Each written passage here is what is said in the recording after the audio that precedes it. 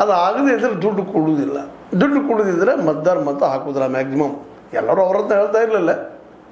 Maximum ಇವತ್ತು ನಾವು ದುಡ್ಡಿಗೆ ಮತ್ತದಕ್ಕೂ ಮಾರ್ಕೊಳ್ತಾ ಇದ್ದೀವಿ. ಅದ್ರ ಪರಿಣಾಮ ಇವೆಲ್ಲ.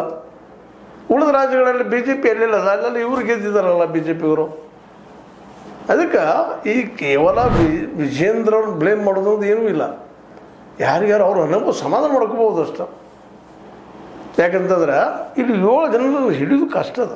ಯಾರಪ್ಪ ಅಂತೇಳಿ ಇಲ್ಲ ಸುಳ್ಳು ಹಾನಿ ಮಾಡ್ಬೋದಲ್ಲ, ಅಂತ ಅನೇಕ ಘಟನೆಗಳಾಗಿದ್ದಾವೆ. ಈಗ ನೋಡ್ರಿ, ಧರ್ಮಸ್ಥಳದಲ್ಲೇನ 100 ಹೆಣಗಳು ಬಿದ್ದು ಹೋದವು. 477 ಸ್ವತಃ ವಿ ಎಸ್ ಉಗ್ರಪ್ಪನವರು ದಾಖಲೆ ಸಹಿತ ಹೇಳಿದರು. ಅದರ ನಂತರದಲ್ಲೇ ಬಾಲನ್ ವಕೀಲರು 75 ಅನ್ಐಡೆಂಟಿಫೈಡ್ UDR ಕೇಸ್ಗಳು ಅವ್ರು ಹೇಳಿದ್ರು ಯಾರಪ್ಪ ಅಂತೇಳಿ. ಇವತ್ತು ಅದೇ ಕ್ಷೇತ್ರದಲ್ಲಿ ಅನೇಕ ದಲಿತರು ಹಿಂದಿನ ಭೂಮಿ ಕಳ್ಕೊಂಡಿದ್ದಾರೆ, ಭೂಮಿ ಹೋಗಿದ್ದಾವ.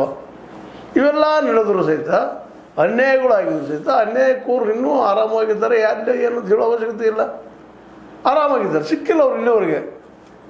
ಅಂದರೆ ನಾನು ಹೇಳೋ ಉದ್ದೇಶ ಅಷ್ಟೇ ಇಲ್ಲ.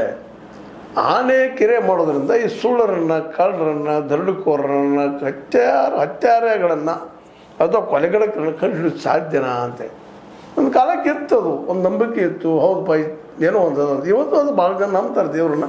ಮೈ ಮೇಲೆ ಬಂದಾಗ ನಾನು ಮಾಡಿದ್ದೀನಪ್ಪ ನನಗೆ ಕ್ಷಮಿಸ್ಬಾರ್ದು ಮನಸ್ಸಿನಾಗ ಅಂದ ಹಾನಿ ಮಾಡೋ ಜನ ಎಷ್ಟು ಜನ ಇಲ್ಲ. ಅದೇ ಇವತ್ತು ವಿರೋಧದ ಬಿ ಜೆ ಪಿಯಲ್ಲಿ ಅನೇಕ ವಿರೋಧ ಮಾಡ್ತಾ ಇದ್ದಾರೆ ಇದನ್ನು. ಮತ್ತು ಈಗ ಬಿ ಜೆ ಪಿ ಮೊದಲು ಬಿ ಜೆ ಪಿ ಆಗಿ ಉಳಿದ ಜನ ಎಷ್ಟೋ ಬೇರೆ ಬೇರೆ ಪಕ್ಷ ಜನ ಸ್ವಾರ್ಥಕ್ಕಾಗಿ ಏನು ಅಂತಿಲ್ಲ. ಈ ಹಿಂದೆ ಪಾಪ ಕನ್ವರ್ಟ್ ಆಗ್ತಾಯಿದ್ರು ಜನ. ಅಂದರೆ ಕನ್ವರ್ಟ್ ನಿಮಗೆ ಗೊತ್ತದ, ಜಾತಿ ಅಂತರ ಅಥವಾ ಒಂದು ಧರ್ಮ ಅಂದ್ಬಿಟ್ಟು ಒಂದು ಧರ್ಮ ಹೋಗುವಂಥದ್ದು.